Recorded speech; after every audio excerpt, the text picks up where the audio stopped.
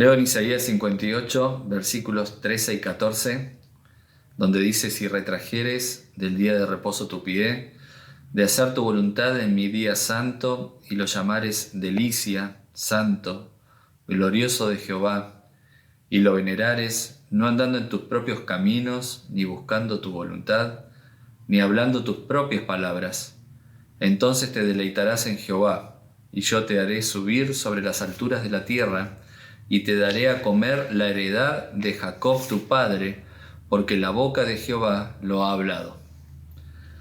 Muy buenos días, feliz sábado para todos. Estamos contentos de estar reunidos a través de este medio, a pesar de que estamos confinados en nuestras casas, tenemos que quedarnos, y extrañamos también el ir a la iglesia, pero nos sentimos unidos en espíritu en este día de sábado. Que este día de sábado sea de delicia, como acabamos de leer, para todos nosotros, y que pueda ser para alabar a nuestro Creador. A continuación vamos a cantar el himno número 77, Sea Exaltado, y para esto nos va a dirigir la familia Olivares. Va a estar Laura, Dani, Joaco y Luchi, que van a estar acompañándonos con esta alabanza. Y después de esto vamos a tener el repaso de la lección, que Pablo va a traer una sorpresa para el día de hoy.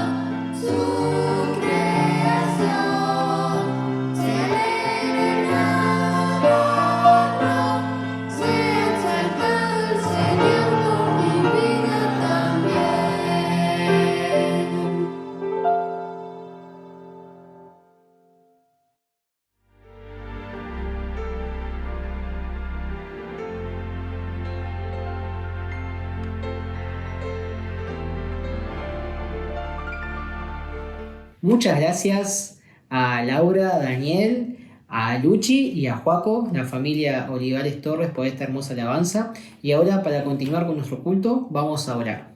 Inclinemos nuestro rostro. Padre nuestro que estás en el cielo, te agradecemos por este sábado, te agradecemos porque podemos alabarte como hemos cantado y exaltar tu nombre en este día que recordamos que tú eres nuestro Creador y también nuestro Redentor. Te pedimos que bendigas cada una de las partes de este servicio de culto, que todo sea para tu gloria y honra. En el nombre de Jesús, amén. Muy bien, y ahora vamos a comenzar con nuestra escuela sabática. Tenemos para el desarrollo de esta lección un panel de invitados muy pero muy especial, así que no se pierdan nuestra escuela sabática, que habla de los idiomas, del texto y del contexto. Pero antes, también formando parte de la escuela sabática, tenemos el informe misionero, que viene desde la división transeuropea. Las misiones mundiales también son parte de la escuela sabática, y recordemos dar nuestra ofrenda para los proyectos que hay allí. En esta ocasión el relato viene desde la isla de Chipre, así que escuchemos y veamos con atención. Adelante.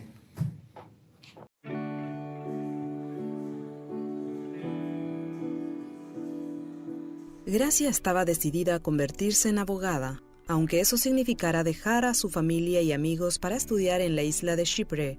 El paisaje, la comida y el idioma eran muy diferentes a Zimbabue.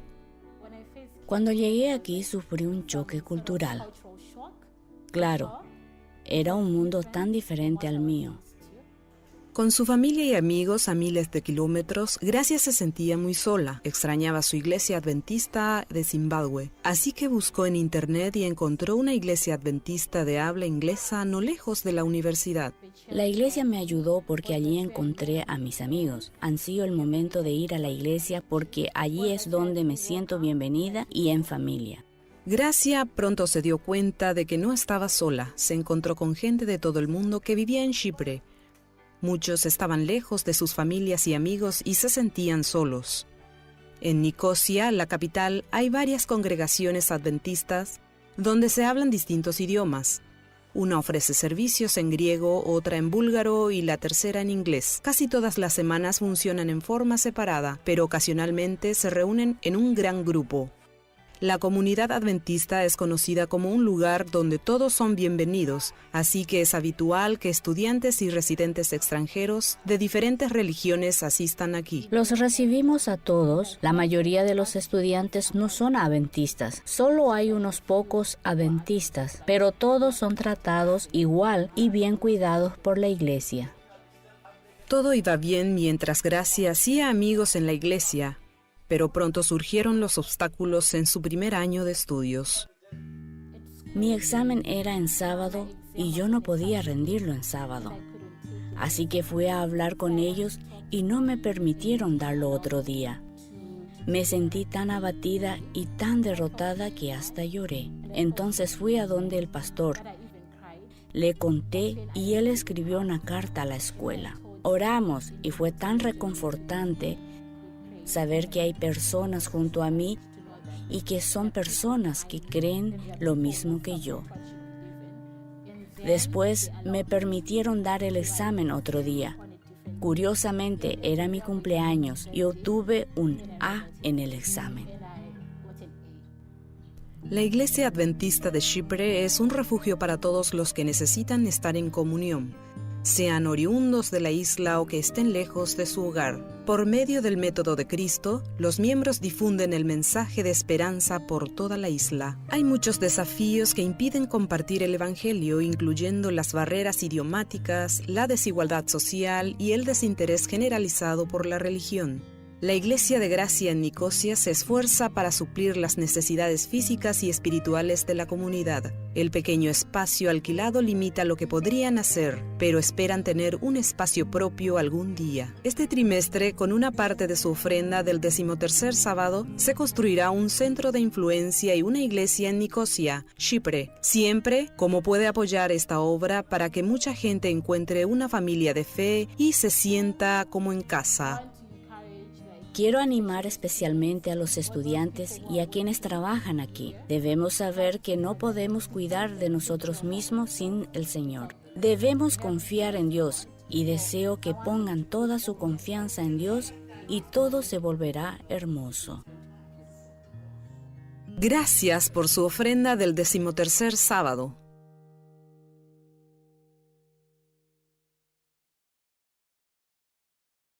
Muchas gracias por este hermoso relato misionero desde la división transeuropea. Y ahora vamos a pasar a la parte de la escuela sabática que corresponde al estudio de la Biblia. Hoy tenemos una lección muy interesante, idiomas, texto y contexto. Y como les dije anteriormente, traje un panel de especialistas aquí para compartir la lección. Nos acompaña Natalia Jonas, que es traductora. Así que bienvenida, Nati. Gracias por estar acá compartiendo. También está Eduardo Cal, que es otro compañero también de Casa Editora, que aparte de ser teólogo, trabaja con Biblias y con idiomas originales, con el hebreo. Siempre que hay un problema con el hebreo lo vamos a consultar porque se sabe esos idiomas. Y también nos acompaña Fernando Iriarte, que es el pastor de jóvenes de nuestra iglesia, que también está familiarizado con estos temas de los idiomas de la Biblia. Así que vamos a tener un lindo intercambio de ideas aquí, para comenzar la lección. Muchas gracias y bienvenidos a nuestra escuela sabática en esta mañana de sábado. Bueno, tengo para empezar, quiero leerles a todos un párrafo, dos oraciones, de un libro que es El Quijote de la Mancha, capaz el libro ícono, insignia de la literatura española, de Cervantes, ¿no? Un autor muy representativo para todos los hispanohablantes. Y fíjense, este libro fue publicado en 1615, o sea, hace 4 siglos.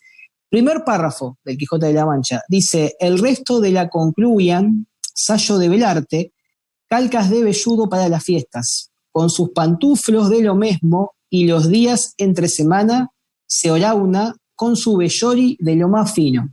Idioma español, hace solo 400 años. No sé si alguien entendió qué quiso decir acá Cervantes, pero súper claro acá está súper claro, ¿no? Acá, sí, los pantuflos. Acá, yo tiro acá la consigna y ahí armamos el intercambio de ideas.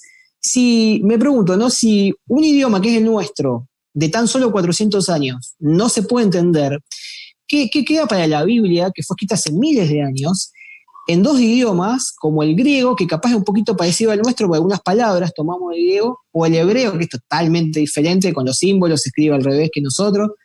¿Cómo entender, cómo abordar la Biblia con 2 idiomas tan diferentes en tanto tiempo? La importancia de las palabras y de su correcta traducción. No sé quién quiere arrancar con esto. Bueno, tiraste Toma la traducción posta. y yo voy a tomar la posta. Ah, está, Nati, valiente. Es mi área, ¿qué va a hacer?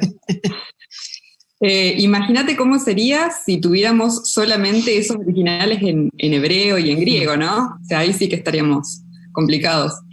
Pero bueno, es el corazón mismo de una de las profesiones más antiguas que hay, que es la traducción, que ya viene de la Torre de Babel, ¿no? A raíz de eso empezaron los traductores y no hemos parado. Y bueno, o sea, tenían trabajo desde el principio del mundo. Ya. Yo nunca me voy a quedar sin trabajo, es así. Siempre hubo trabajo para los traductores. Y que si alguien está pensando en cambio de carrera.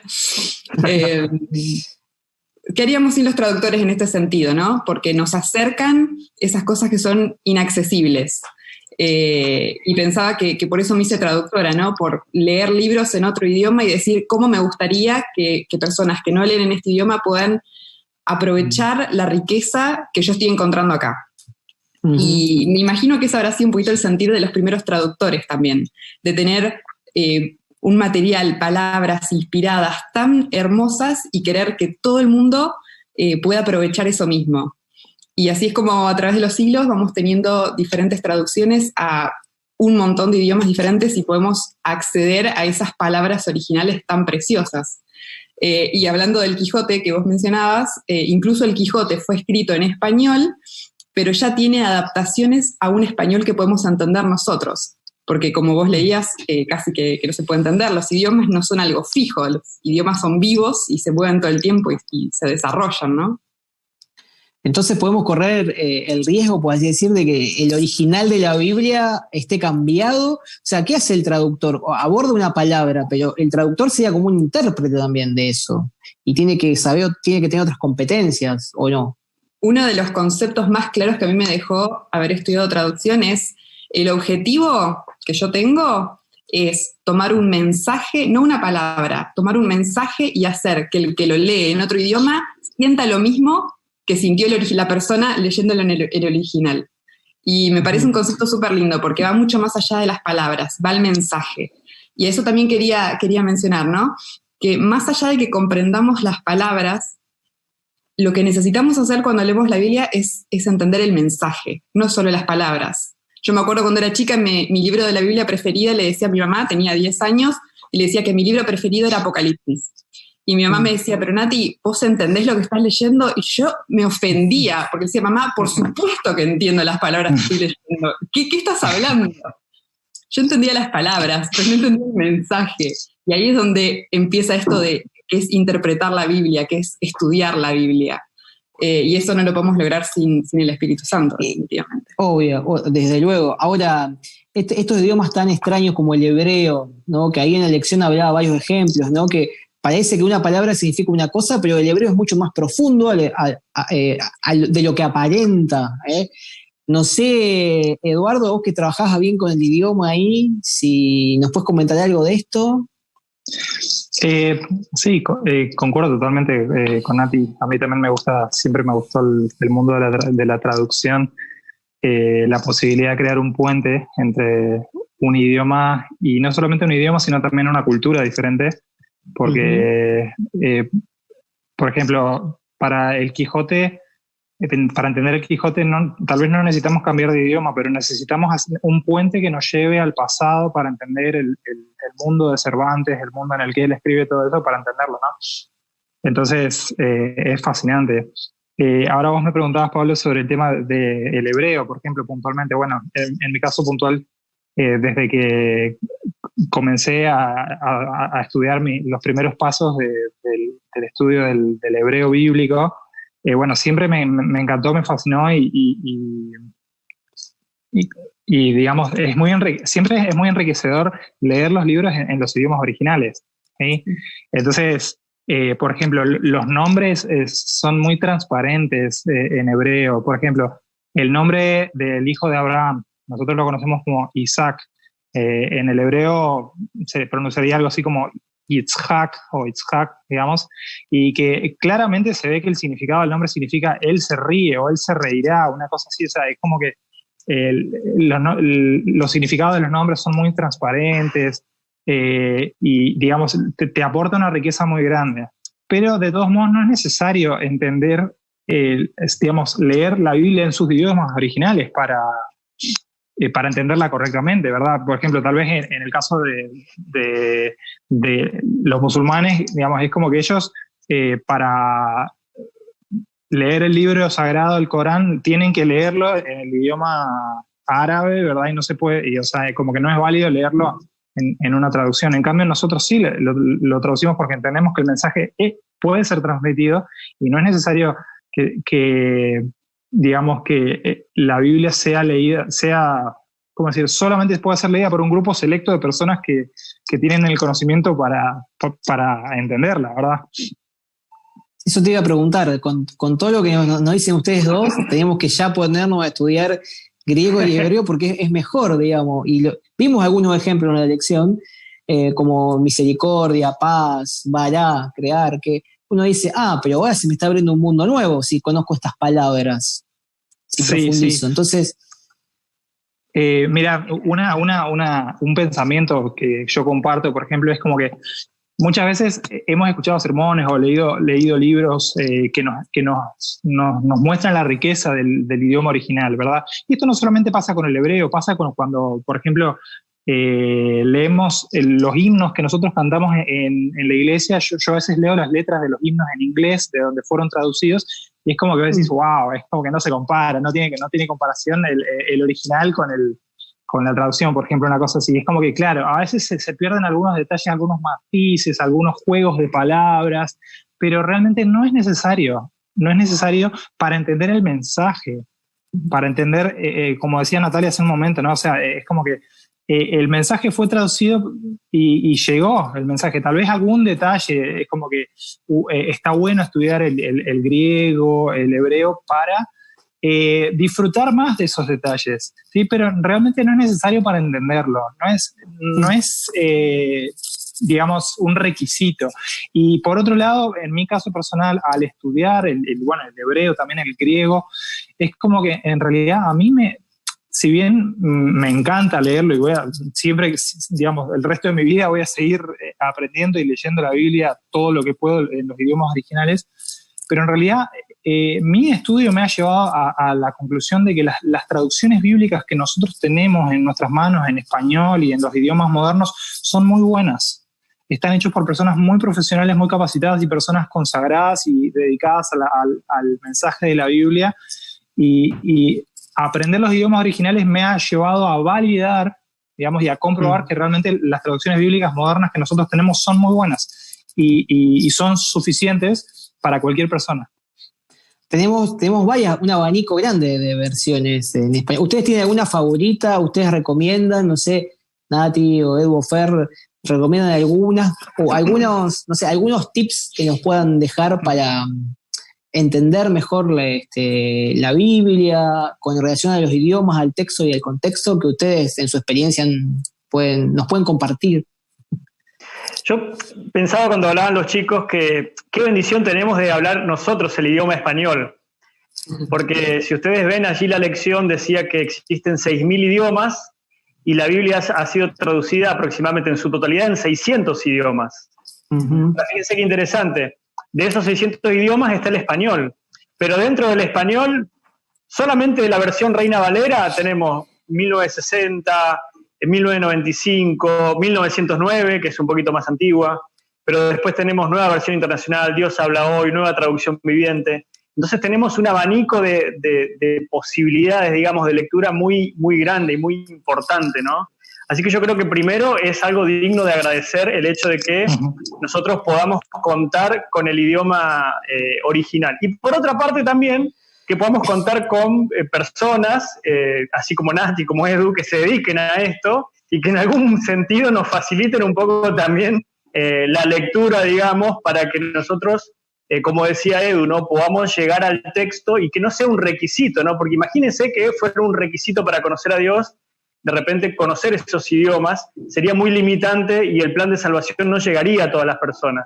Nosotros tenemos que entender que el gran propósito de Dios no es complicarnos justamente la existencia, sino al contrario, hacer ese mensaje lo más fácil para que las personas puedan comprenderlo. ¿Y tiene alguna versión, algunos tips que nos podrían recomendar o consejitos para entender mejor la Biblia con todos estos temas de la lección? A mí hay una versión que me gusta muchísimo, la verdad, es la que uso casi todos los días, se llama Nueva Biblia al Día. Es un poquito difícil de conseguir, pero es muy linda, es muy entendible. Pero más que una versión, yo quería recomendar comparar versiones. Cuando estudio nunca uso una sola, por más de que sea mi preferida. Ganamos mucho cuando comparamos y vemos 5 o 6 versiones, y hoy con la compu es re fácil acceder a un montón de versiones diferentes y ver cuál es la línea. Creo que ahí ganamos muchísimo. Y si tengo que dejar un consejo, es el estudiar con otros, porque ganamos mucho en el estudio personal y es algo que no se puede cambiar por otra cosa. Pero cuando, aparte de estudiar vos algo, después te encontrás con otra persona para compartir sobre ese mismo tema, ganás 500 veces más. Es bueno, y esa es la esencia de la escuela sabática, ¿no? También. Totalmente. Aunque ahora no lo podemos hacer porque estamos en nuestras casas, pero también la idea de hacer este Zoom o este tipo de escuela sabática es que compartamos entre varios el estudio que hacemos en nuestras casas, muy importante, y después en la iglesia. Así que muy bueno el consejo, Nati. Edu, ¿vos tenés alguna versión, alguna recomendación? Hay un gran abanico de traducciones bíblicas y de hecho también hay diferentes estilos de traducir. Siempre se habla de la diferencia de dos grandes polos, digamos, que se puede decir como dos grandes líneas de traducción bíblica, que bueno, son las traducciones que son como más literales y más apegadas a la estructura de los idiomas originales, y otras traducciones que se llaman dinámicas, digamos, o traducción de sentido, ¿sí? Ahora, esto, yo por eso recalqué en la primera, al hablar de que hay algunas que son más apegadas a la estructura del idioma original, porque puede dar la idea de que decimos, no, esta, por ejemplo, la Reina Valera es más apegada a los originales, entonces como que da la idea de que las otras no son apegadas y por lo tanto no son fieles, ¿verdad? Pero en realidad yo lo que estaba diciendo es que tienen como que imitan, siguen muy de cerca la estructura del idioma original. A veces eso puede pasar de que eso es contraproducente, ¿sí? Porque diferentes idiomas, digamos, transmiten las ideas, estructuran las frases de maneras diferentes, y claro, si vos querés imponerle al idioma español la forma de escribir o la forma de expresarse de otro idioma, tal vez vas a decir, bueno, son palabras españolas, sí, pero a veces hay formas más naturales de decirle. Entonces, por eso puede ser que a veces vos te puede pasar a vos que leyendo una Biblia la notás como muy alejada de tu realidad, ¿sí? Es como que si fuera que, bueno, el texto no refleja la forma en que vos escribís o hablás o lo que sea, y tal vez agarrás otra Biblia y es como que te llega más de cerca. Por esto es lo que mencionaba Natalia, ¿no? De las diferentes versiones. Entonces ahí tenemos los dos grandes tipos de traducciones, y bueno, tienen sus pros y sus contras. ¿Qué querías decir, Pablo? Perdón. No, que entonces habría que tener de las dos, o sea, unas más apegadas al texto y otras más interpretativas, más dinámicas, digamos. Y Sí, ustedes sí, podrían recomendar algunas de tipo de las dos. Por ejemplo, la Reina Valera es bien apegada al original, pero tiene frases que son raras para entender a veces. Sí, digamos, en 2 minutitos resumiéndote, por ejemplo, los puntos fuertes y los puntos débiles, digamos, más que nada los puntos fuertes de cada una. Bueno, en primer lugar, ¿qué tipo de traducciones son más literalistas o, digamos, más apegadas a la estructura original? Bueno, tenés las diferentes de la Reina Valera, tenés algunas versiones católicas que son, digamos, más antiguas y más literalistas, la Biblia de las Américas, y bueno, tenés otras versiones dinámicas como la nueva versión internacional, la nueva traducción viviente, la que Nati mencionó, la nueva Biblia viva, que son tal vez con un formato más dinámico. Yo personalmente digo lo siguiente, bueno, para nosotros como adventistas, por ejemplo, las profecías son parte de nuestra identidad. Entonces, en el caso puntual de las profecías de la Biblia, yo recomiendo mucho usar traducciones bíblicas que se apeguen más a las estructuras originales y a los vocablos originales, ¿sí?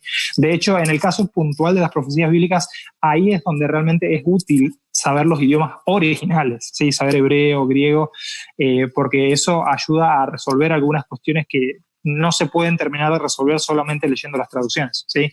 Que bueno, eso tal vez para eso están tantos investigadores, teólogos y personas especializadas que trabajan en ese tema, ¿no? Pero, por ejemplo, para los textos que son más poéticos, los salmos, los proverbios, los profetas del Antiguo Testamento o los relatos, por ejemplo, a veces es mucho más dinámico, mucho más, fluye mucho más cómoda la lectura en traducciones más dinámicas, por ejemplo. Uh-huh. Muy bueno, entonces habría que tener de las dos. El estudiante sabio de la Biblia usa las dos. Y no sé, Fernando, si te parece, nos querés comentar algo. Hay varios tipos de textos en la Biblia, hay varios tipos de libros, no es todo igual. O sea, yo no puedo estudiar igual un libro poético que un libro profético, decía la lección, ¿no? Bueno, de hecho, interesante, porque Nati medio como que introdujo ese tema, ¿no? ¿Qué pasa cuando uno se acerca, por ejemplo, a un libro como el libro de Apocalipsis y lo quiere interpretar de manera literal? Entonces ahí nosotros descubrimos que el texto apocalíptico y el libro de Daniel también, ¿no? Son textos proféticos que tienen un lenguaje simbólico muy grande y lógicamente nosotros tenemos que entenderlo también de esa manera. Pero en la Biblia no solamente vamos a encontrar un lenguaje profético, también vamos a encontrar poesía, vamos a encontrar libros históricos, vamos a encontrar, por ejemplo, cartas que han sido dirigidas a personas puntuales o cartas universales también. Entonces nosotros tenemos que entender primeramente, algunos tips como para comprender el texto de manera más profunda, ¿no? ¿Quién escribe? ¿Sí? ¿A quién va dirigido? ¿Cuál era el contexto que se estaba viviendo en esa época? Entonces, todos esos detalles nos van a servir a nosotros para que tengamos una comprensión más profunda del texto y hasta cobran un mayor significado. Yo estaba pensando en algunos ejemplos y pensaba, por ejemplo, en el apóstol Pablo cuando escribe la carta a los filipenses, ¿no? Y nosotros sabemos que esa carta fue escrita desde la cárcel. Y hay un texto en Filipenses, en el capítulo 4, que dice, regocijaos siempre en el Señor. Otra vez digo, regocijaos. Para mí cobra muchísimo más sentido que el apóstol Pablo, estando desde una cárcel, hable de esa manera y hasta anime a los hermanos que vienen en Filipos, teniendo en cuenta que él estaba preso. Entonces, ese detalle de saber quién es el autor y en qué contexto escribe, también hace que el significado del texto sea mayor para nosotros, ¿no? Y son detalles que van enriqueciendo justamente nuestra lectura bíblica y hacen que nosotros tengamos una relación más estrecha con Dios, que en última instancia termina siendo el principal objetivo que nosotros tenemos a la hora de estudiar la Biblia. Por supuesto. Muy interesante. La verdad que sí, da para hablar mucho más y seguramente hay un montón de ejemplos de palabras, de historias, como decía Nati, capaz que un dato de color que te cambia la perspectiva de cómo vos pensabas que era la historia. El tiempo ha avanzado, se nos está acabando ya y tendríamos que terminar porque sigue la programación de la iglesia, pero invitamos a los hermanos a que estudien la Biblia, comparen versiones. Justamente una versión es una versión, no es la realidad, o sea, no es el original, digamos, una versión. Y así que para ir cerrando, para una conclusión, ¿qué te parece, no sé, Fernando, como pastor de jóvenes de iglesia, qué te parece si dejás a los hermanos que están escuchando esta transmisión, a los amigos, un mensaje final, una conclusión final de esta hermosa lección de esta mañana? Bien, mira, voy a tratar de ser lo más resumido para darte un ejemplo muy puntual. Te hago una pregunta primero. ¿Cuál es tu fruta preferida? ¿A mí me preguntabas o a los chicos? Sí, a vos, Pablo. La sandía. La sandía, perfecto. Mira, vos para comer una buena sandía tenés dos opciones. Primero te mudás a una casa donde tengas un patio grande, ¿sí? Y allí plantás tus propias sandías y vas a cosechar sandías de manera orgánica y van a ser muy ricas. Pero ¿qué pasa? Eso te puede llevar un tiempo muy largo, porque vos podés demorar mucho tiempo entre que te mudás, vas, preparás la tierra, ponés ahí y cosechás la sandía. Ahora, ¿qué pasa? Bueno, vos de todas maneras querés servirte una buena sandía, querés comer una rica sandía. Entonces, ¿qué tenés que hacer?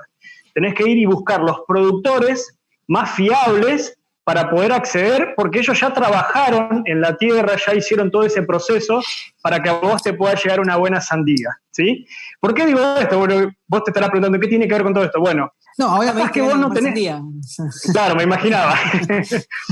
Capaz que vos en este momento no te da el tiempo para ir a estudiar el griego, el hebreo, cuestiones de interpretación bíblica, porque, o sea, básicamente no tenés tiempo, pero de todas maneras vos querés tener un alimento que sea consistente, que sea rico y que sea lo mejor disponible. Bueno, entonces vos lo que tenés que hacer, si no te da el tiempo de estudiar griego, hebreo, tenés que ir a un productor de ese material que ya haya hecho ese trabajo para que vos te puedas servir, digamos, ese buen alimento. Y cuando digo ir al productor, es decir, bueno, ir a buenos comentarios bíblicos, ir a concordancias bíblicas, acceder a buenas traducciones de la Biblia. Y nosotros además tenemos, de hecho, el espíritu de profecía. Elena White, de hecho, comenta en su serie del Gran Conflicto, comenta toda la Biblia.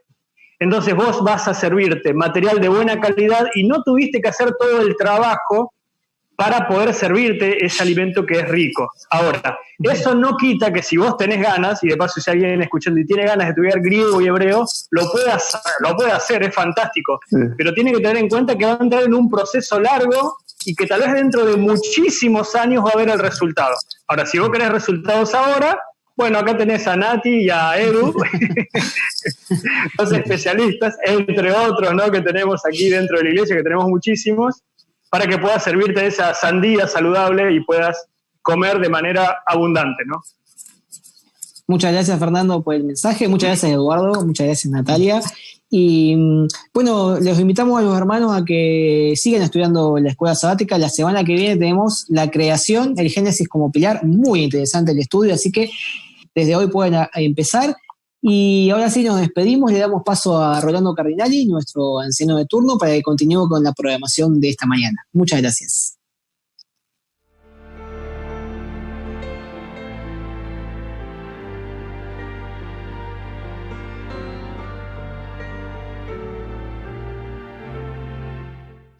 Muchas gracias, chicos. Gracias por este lindo repaso de la escuela sabática. Gracias a Nati, Fer, Edu, Pablo, por habernos acompañado y guiado en el estudio de la lección. Y antes de pasar a las partes que siguen, queremos recordar que todo aquel que quiera ofrendar puede hacerlo a través de la plataforma 7Me, que pueden bajarlo de los stores de los teléfonos.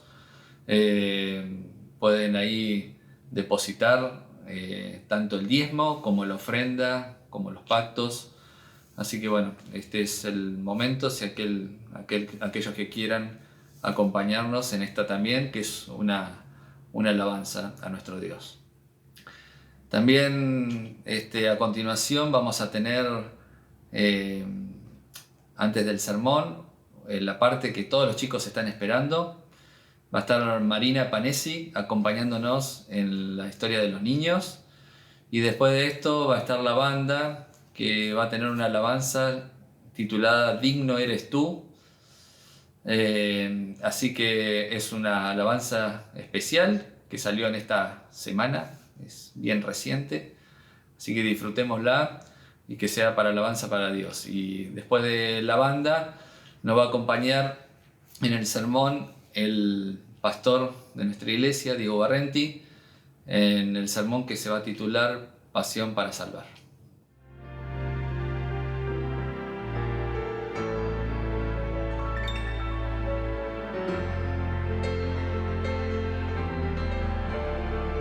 Hola chicos, feliz sábado, ¿cómo están? Estoy contenta de poder compartir este sábado con ustedes para contar la historia, a pesar de que ustedes estén en sus casas y yo también en la mía. Siempre es una alegría poder compartir la palabra de Dios y poder aprender más de Jesús, y cada vez falta menos para que podamos estar de nuevo congregados en la iglesia.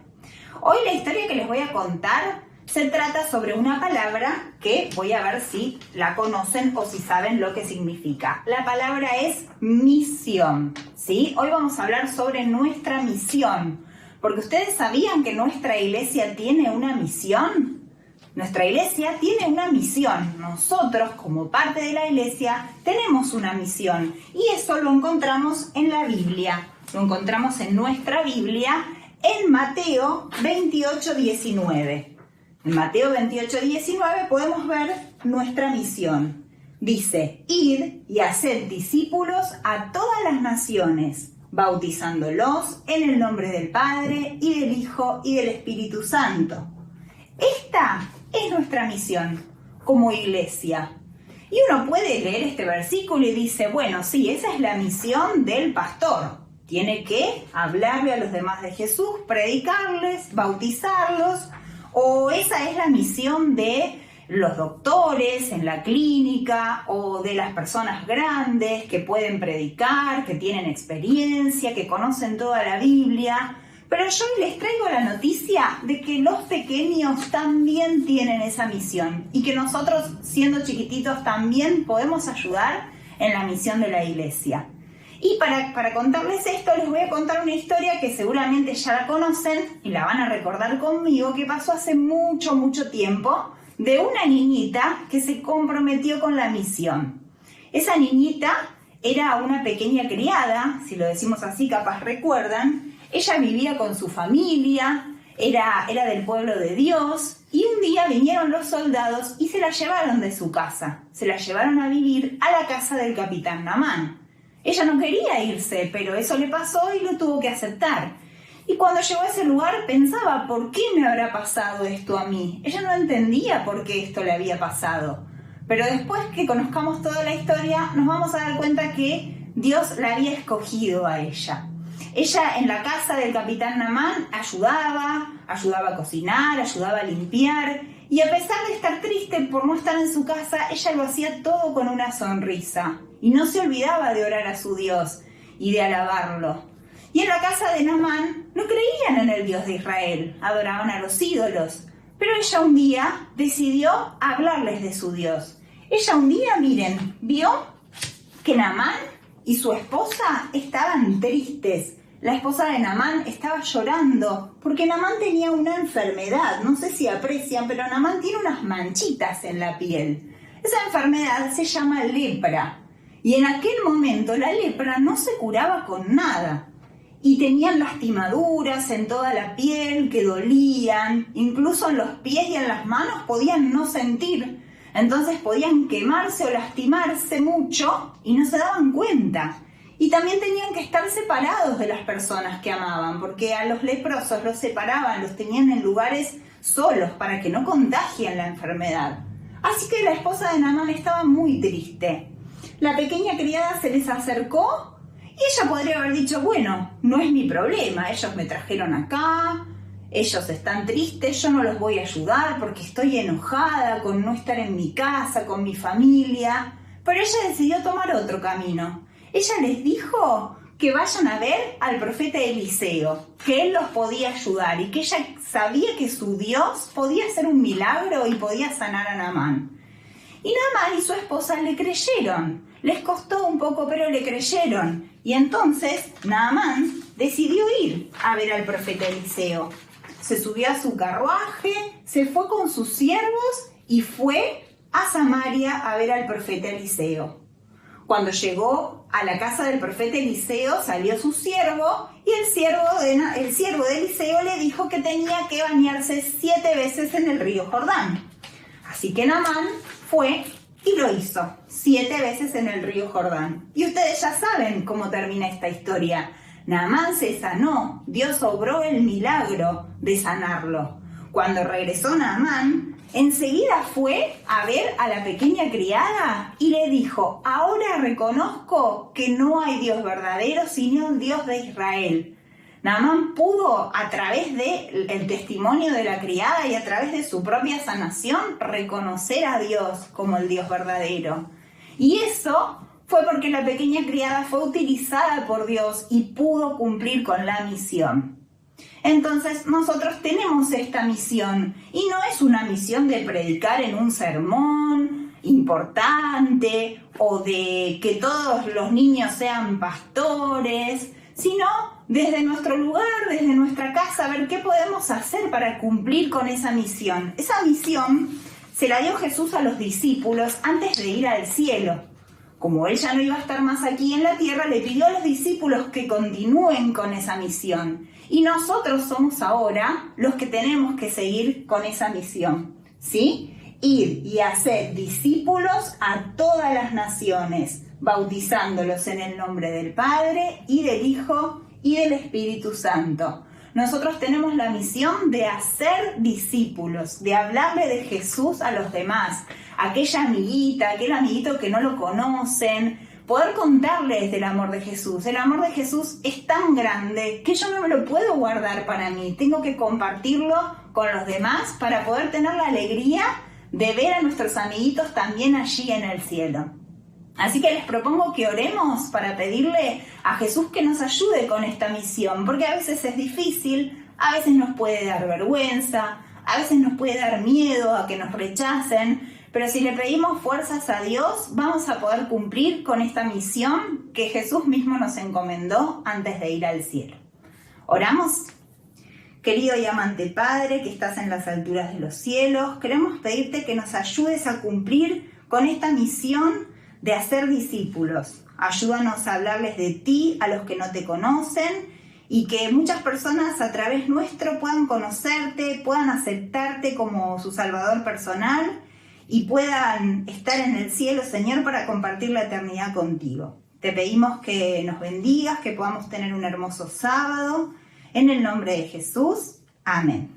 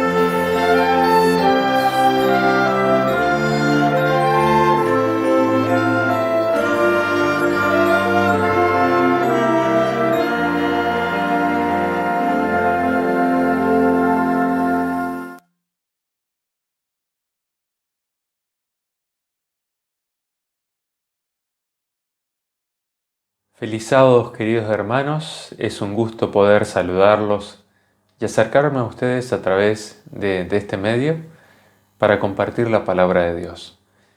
Hoy quisiera que meditáramos juntos en este tema tan importante que tiene que ver con la pasión para salvar.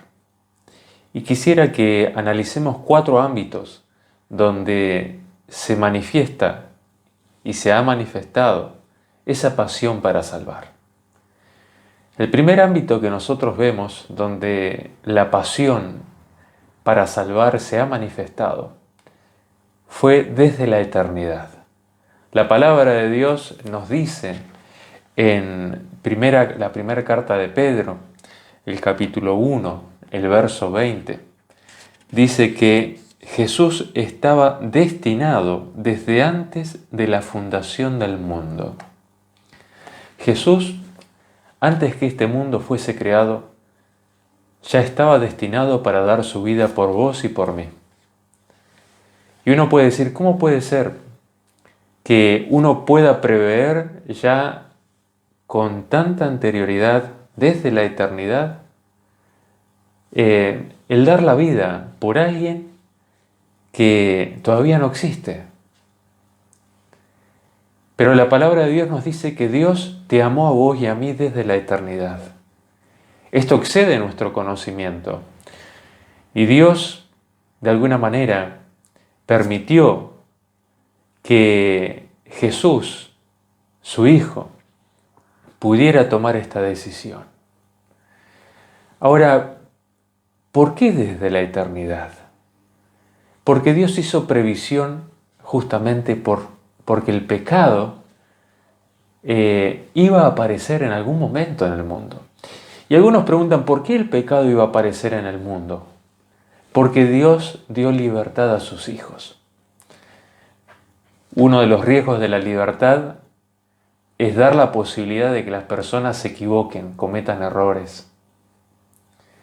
Pero Dios prefirió hacernos libres y correr el riesgo, aún sabiendo que en algún momento alguno de sus hijos iba a cometer algún error, iba a decidir pecar. Aún así decidió Dios hacernos libres y correr ese riesgo de amor, de que mal usemos la libertad que Él nos dio. Ahora, la palabra de Dios nos dice que Jesús, Dios, el Padre, el Hijo y el Espíritu Santo, Dios nos amó desde la eternidad. Y Él decidió dar su vida por vos, para salvarte. Vemos esa pasión divina. Dios es un Dios que, como dice Juan el capítulo 3, el verso 16, de tal manera amó Dios al mundo, que ha dado a su Hijo único, para que todo aquel que en Él cree no se pierda, sino que tenga vida eterna. Para nosotros, por más que tratemos de comprender ese amor tan grande, no nos entra en la mente. Como un Dios tan poderoso, tan omnipotente, omnipresente, un Dios que tiene todas las características y todo el poder para hacer o deshacer las cosas, decidió venir a este mundo para dar su vida para salvarnos.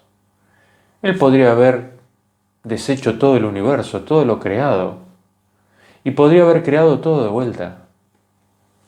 Y de esa manera se evitaba haber venido a este mundo para dar su vida. Pero el sacrificio de Cristo es de alguna manera la evidencia más grande de que Dios te ama de verdad. Y como Dios te ama de verdad, no se deshizo de vos ni de mí, sino que decidió venir a este mundo y de alguna manera previó ese gran sacrificio desde la eternidad. El segundo ámbito es la pasión para salvar cuando la humanidad cayó en el pecado.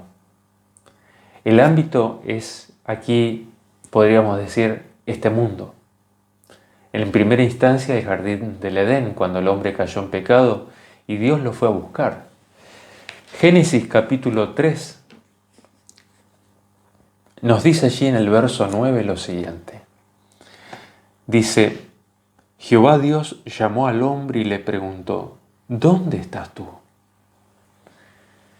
Cuando Adán y Eva pecaron, desobedecieron a Dios, desconfiaron en su amor, el ser humano empezó a temerle a Dios.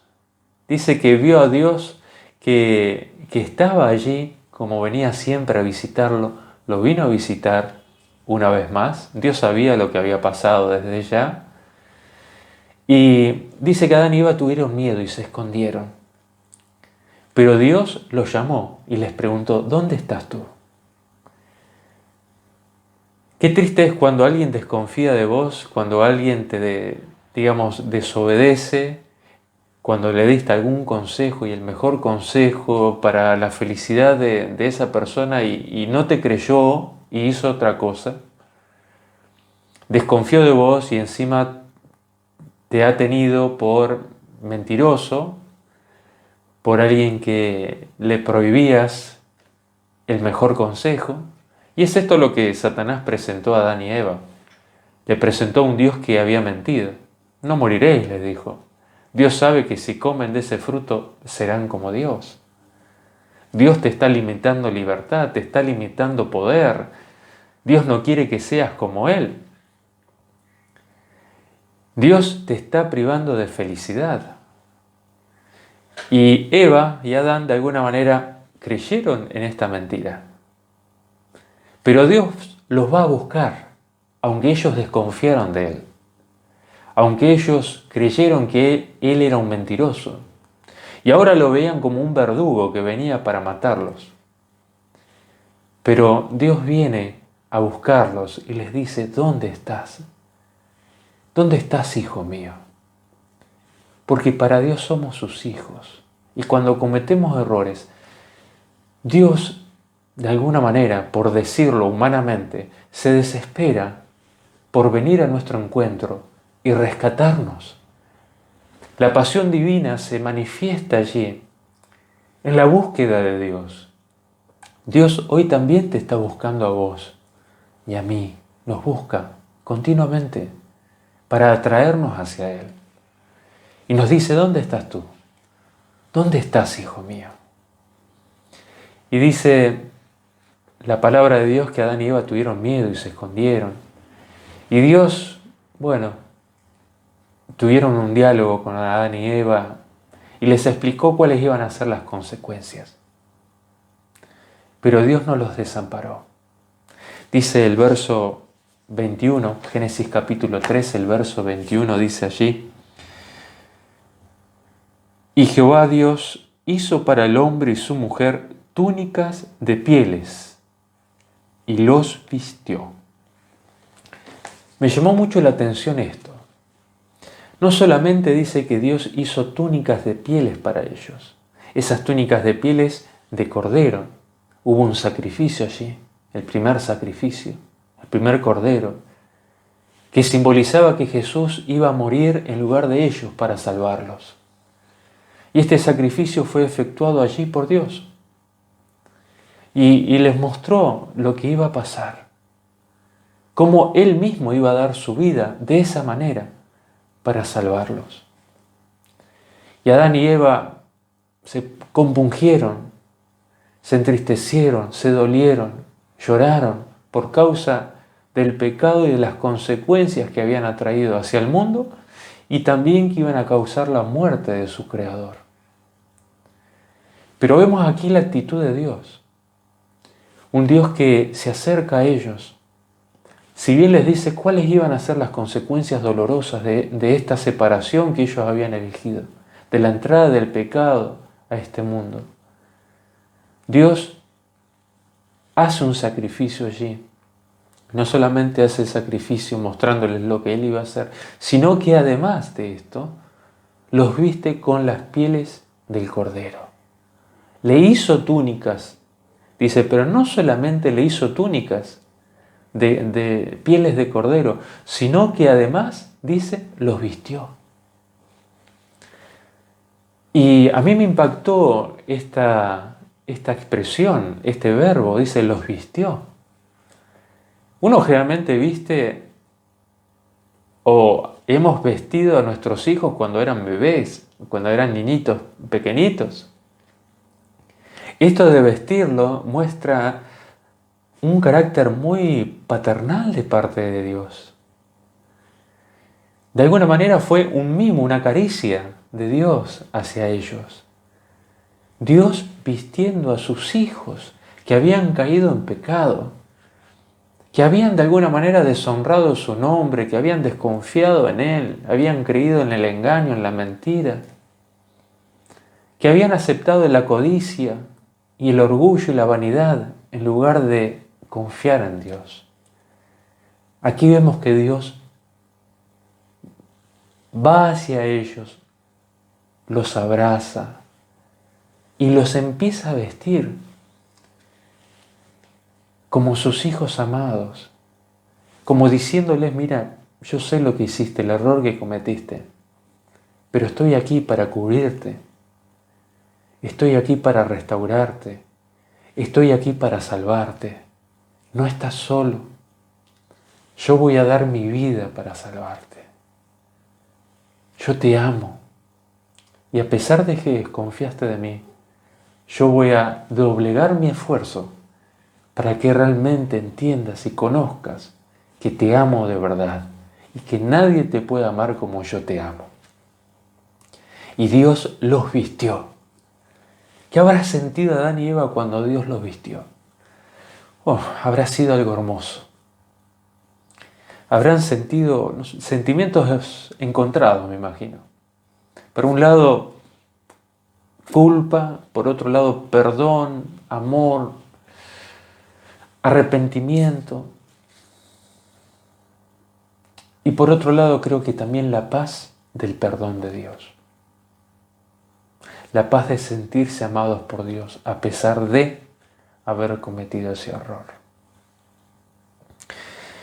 El tercer ámbito en el cual se muestra la pasión para salvar es en Getsemaní. Podríamos nombrar muchos otros ámbitos, queridos hermanos y amigos, pero elegí solamente 4 para no hacerlo muy amplio este tema.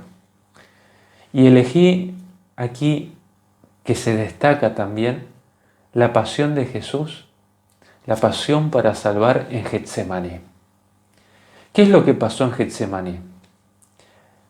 Nuestra salvación pendía de un hilo. Jesús todavía podría decidir allí si iba a dar su vida para salvarnos o no. Si iba a ascender a los cielos y abandonarnos o realmente iba a dar el paso de dar su vida en la cruz, cargando con nuestros pecados y siendo molido por nuestros pecados. Nos dice allí el Evangelio de Lucas, el capítulo 22. Quisiera invitarte a leerlo allí en tu Biblia. Dice lo siguiente, Lucas capítulo 22, el verso 43 y 44. Dice, entonces apareció un ángel del cielo para fortalecerlo. Lleno de angustia oraba más intensamente, y era su sudor como grandes gotas de sangre que caían hasta la tierra. Aquí vemos a Jesús. Dice que su sudor era como grandes gotas de sangre que caían hacia la tierra. Científicamente está comprobado que la sangre puede mezclarse a través de la ruptura de los capilares y esta ocasión es lo que pasó allí con Jesús. Jesús estaba tan angustiado, estaba tan dolido, estaba tan desesperado, porque estaba sintiendo el peso de nuestros pecados sobre sí, estaba sintiendo la culpa, estaba sintiendo todo lo que el ser humano siente, nuestros dolores, nuestra angustia. estaba sintiendo todo lo que vos sentís, tus luchas, tus problemas, tus dolores. Dice Isaías 53 que Jesús sintió todos nuestros dolores.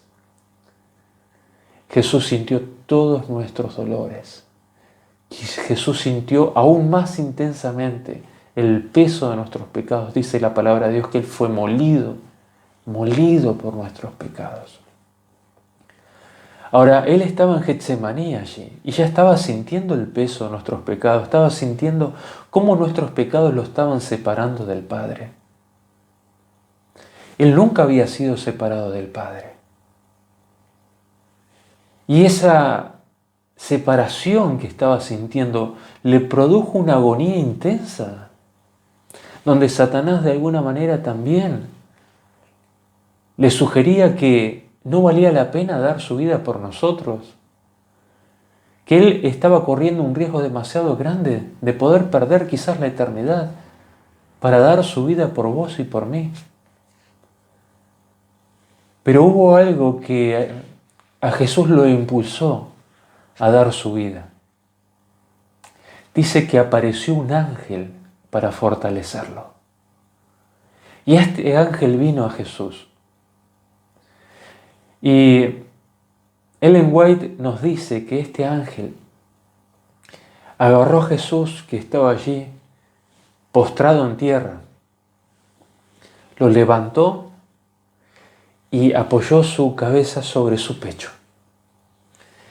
Lo ayudó a levantar ese rostro que estaba sudoroso, con sangre. Levantó su rostro y le mostró en visión lo que iba a suceder si Él moría en la cruz para salvarnos. Jesús vio la multitud de salvados. Jesús te vio a vos y me vio a mí, nos vio a nosotros, entre esa multitud, salvada gracias a su sacrificio. Y cuando Jesús vio a esa multitud innumerable, salvada gracias a su sacrificio, alabando a Dios con vestiduras blancas, cuando Jesús vio, a pesar de que estaba agonizando, Él decidió dar su vida. Y el verso que sigue dice que oró más intensamente porque allí decidió dar su vida para salvarnos. ¿Qué valor tenemos para Dios? ¿Qué valor tenés vos para Dios? No sé cuánto vos te valorás, pero quiero decirte que el valor que Dios te dio es un valor infinito. Es un valor infinito. Valés la sangre, la vida del Hijo de Dios. Valés la vida de Dios. Nos dice la palabra que Jesús, después de haber visto esa visión, decidió dar su vida para salvarnos y oró más intensamente y allí entró en una agonía más fuerte todavía. Empezó a sentir más intensamente el peso de nuestros pecados sobre sí. La pasión de Jesús para salvarnos.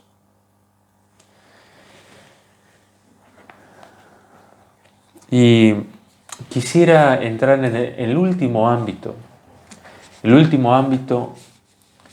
de la pasión para salvar, donde se manifiesta la pasión para salvar. Y ese ámbito es la iglesia. La palabra de Dios nos dice en 2 de Corintios, el capítulo 5, el verso 18. Quiero invitarte a leer esto. 2 de Corintios capítulo 5, versos 18 al 20. La palabra de Dios nos dice lo siguiente. Y todo esto proviene de Dios, que nos reconcilió consigo mismo por Cristo y nos dio el ministerio de la reconciliación. Dios estaba en Cristo reconciliando consigo al mundo. Dios estaba en Cristo reconciliando consigo al mundo. Hay algunos cristianos que piensan que el Padre estaba descargando su ira, su enojo sobre su Hijo, causándole el sufrimiento y la muerte. Ustedes se pueden sorprender, pero muchos creen esto. Algunos dicen que para que Dios no nos matara a nosotros, ¿no?, descargando su ira y su enojo, lo descargó sobre el Hijo y entonces se apaciguó. Pero no es así. La palabra de Dios nos dice que Dios, el Padre, estaba con su Hijo sufriendo en la cruz. Creo que es un sentimiento que muchos de nosotros no lo comprendemos. Quizás una persona que perdió un hijo y estuvo al lado de su hijo agonizante, creo que esa persona sí puede llegar a comprender en alguna medida lo que Dios sintió, el Padre sintió en ese momento. Pero los que no hemos pasado por esas circunstancias difícilmente entendamos lo que realmente el Padre sufrió al ver a su Hijo allí morir por nosotros. La pasión del Padre, del Hijo y del Espíritu Santo obrando nuestra salvación. Esa pasión impresionante, increíble, esa pasión que excede nuestro conocimiento. Dice que el Padre estaba con su Hijo sufriendo allí en la cruz, reconciliándonos. Esta palabra reconciliar tiene que ver con volvernos a unir a Él. Todo lo que Dios sufrió por vos y por mí lo hizo para unirnos nuevamente a Él. Te ama tanto que Él dio su vida y sufrió esa intensidad de angustia y de dolor para que conozcas que Él te ama y para que creyendo en Él te unas en amistad con Dios y tengas vida y vida en abundancia, felicidad, paz, esperanza y una eternidad junto a Él. Dios te ama. Dios te ama y hizo todo lo que podía hacer para salvarte. El Padre, el Hijo y el Espíritu Santo estuvieron obrando allí para tu salvación. Continúa diciendo el texto allí en 2 de Corintios. Dice el verso 19, continúa diciendo allí, no tomándoles en cuenta los hombres sus pecados. Y nos encargó a nosotros la palabra de la reconciliación. Nos dice aquí que Dios hizo todo. Este plan que fue ideado desde la eternidad para salvarte a vos, salvarme a mí, salvar a la mayor cantidad de personas. Este plan de salvación que le fue presentado a Adán y Eva, representado en esas vestiduras de pieles de cordero con las cuales Dios los vistió. Ese plan de salvación que hizo agonizar a Jesús en Getsemaní y lo hizo sudar grandes gotas de sangre, pero que finalmente decidió dar su vida en la cruz para salvarte. Y sufriendo un sufrimiento como nadie jamás sufrirá.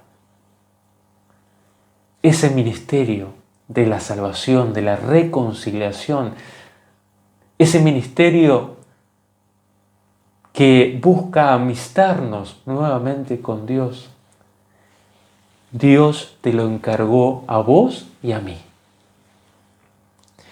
Dios quiere que, como dice aquí, nos dio el ministerio de la reconciliación. Dios quiere que nosotros seamos instrumentos para reconciliar a sus hijos que todavía están lejos de Él, amistarlos con Dios.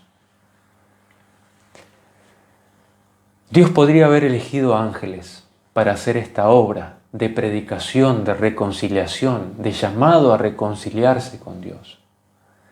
Dios podría utilizar diferentes medios, instrumentos, pero Dios nos dio el privilegio de participar en esta obra de la pasión por salvar, la pasión para salvar.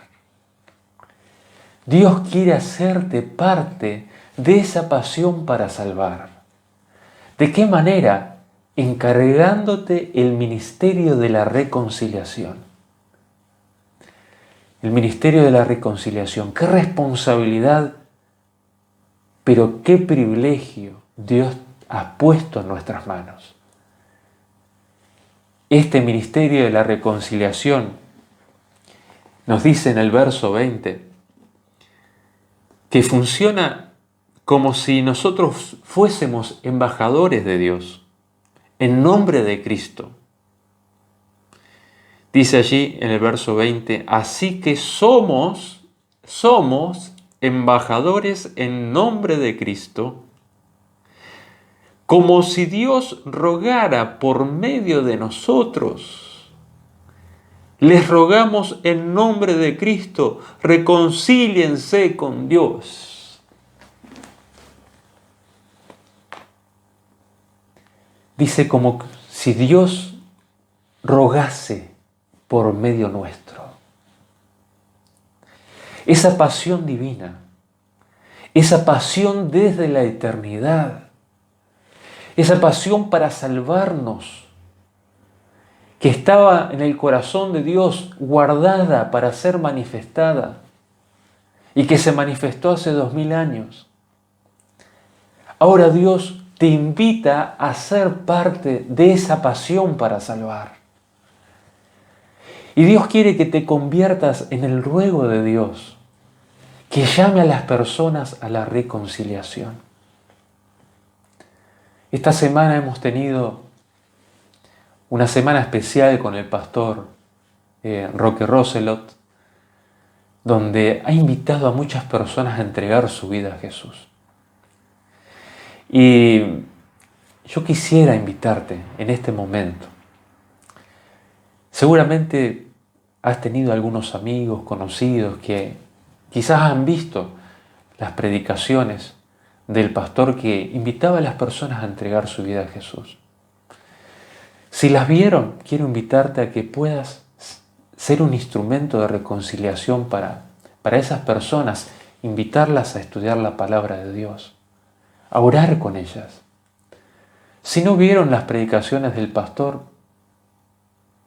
puedes utilizar diferentes medios también para llegar. Puedes invitarlas a orar.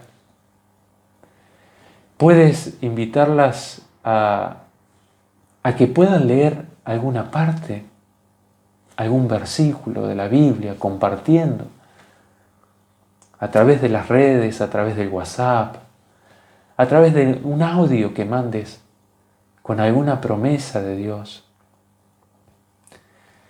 Este tiempo difícil que está atravesando el mundo es un tiempo de oportunidades, donde Dios quiere manifestar esa pasión que está en su corazón, pasión para salvar, quiere manifestarla en tu vida y en mi vida. Quiero invitarte ahora a que pienses lo siguiente. ¿A quiénes te gustaría encontrar en el cielo? ¿A quiénes de los que vos conocés te gustaría encontrar en el cielo?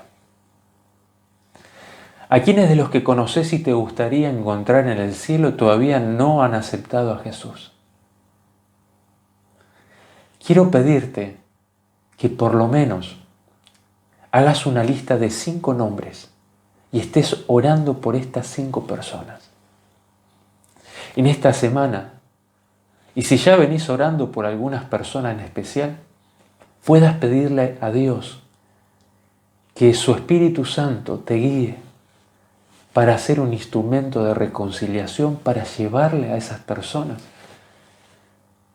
el mensaje de la pasión de Dios para salvarnos. Y que puedan aceptar el regalo de Jesús. y que puedan ser reconciliados, amistados con Dios, para que el sacrificio de Jesús pueda generar frutos, la mayor cantidad de frutos posibles para llevar a su reino. Y qué lindo será cuando Jesús venga y podamos encontrarnos con las personas por las cuales nosotros hemos orado y le hemos compartido la palabra de Dios, algún mensaje de esperanza, invitándolas a entregar su vida a Jesús.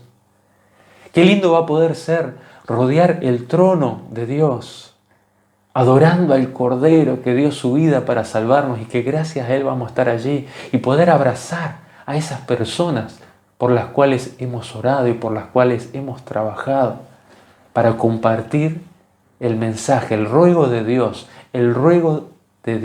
para que se reconciliasen con Él. Querido hermano, hermana, queridos amigos,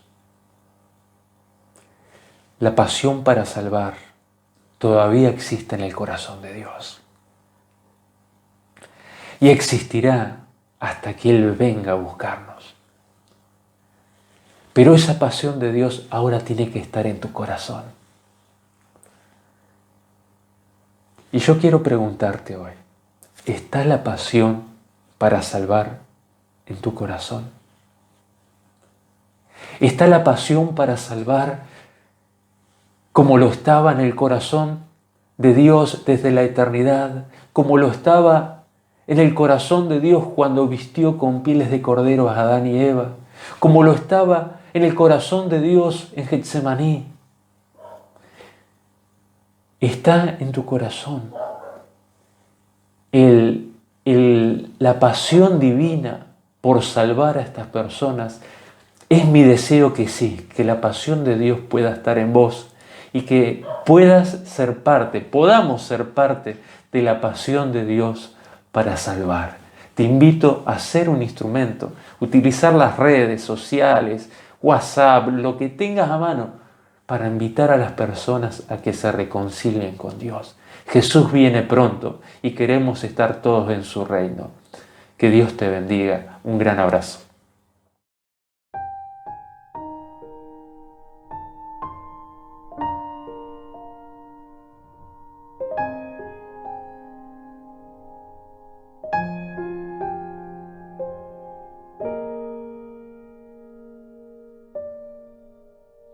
En el monte Calvario estaba una cruz, emblema de afrenta y dolor. Y yo amo esa cruz, do murió mi Jesús por salvar almas, vil pecador.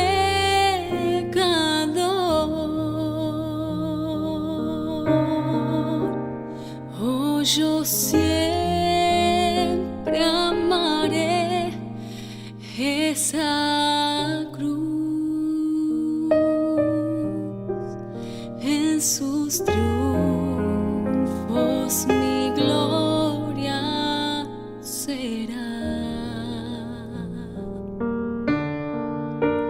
Y algún día en vez de una cruz, mi corona Jesús me dará.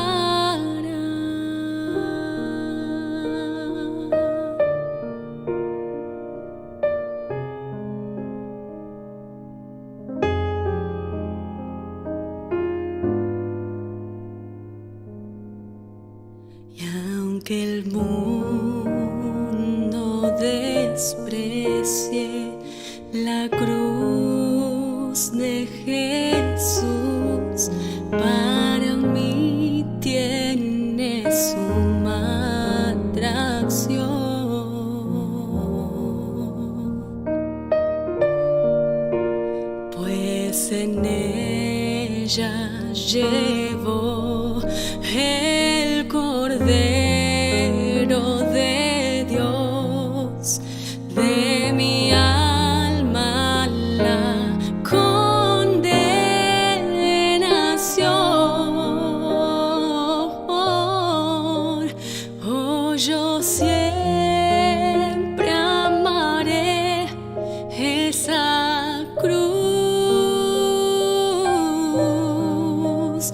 en sus triunfos mi gloria será. Y algún día en vez de una cruz,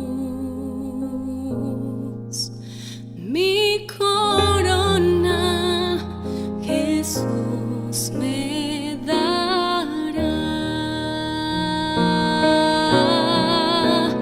Oh, yo siempre amaré esa cruz. En sus triunfos mi gloria será.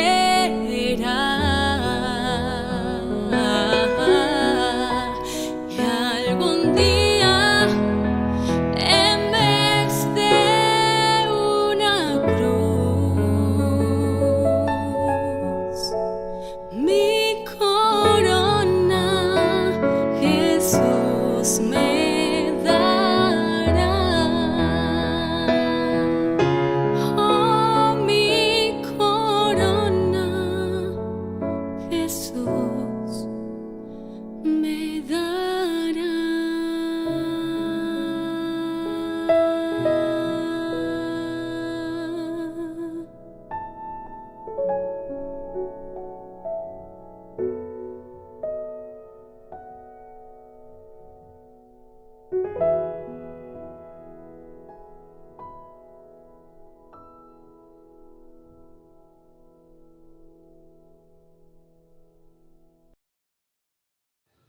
Gracias, Pastor, por el sermón que compartiste con nosotros. Y gracias también al dúo Última Estación que nos acompañó en este hermoso canto. Y bueno, queda solamente despedirnos hasta el próximo sábado. Y también recordar que el miércoles tenemos el culto de oración a las 20 horas. Y para despedirnos vamos a hacer una oración. Querido Padre que estás en los cielos, te doy gracias por el sábado que estamos pasando. Gracias porque nos diste esta oportunidad de escuchar tu palabra. Te queremos pedir que te quedes con cada uno de nosotros, con nuestras familias, que nos estés acompañando, cuidando a cada uno según nuestra necesidad. También te queremos pedir por todas aquellas personas que están pasando necesidad, que las estés guiando, acompañando, que nos ayudes a ser también canal para que cada uno de las personas que nos rodean puedan ver tu amor en nosotros. Gracias por todo lo que nos das, en el nombre de Jesús. Amén.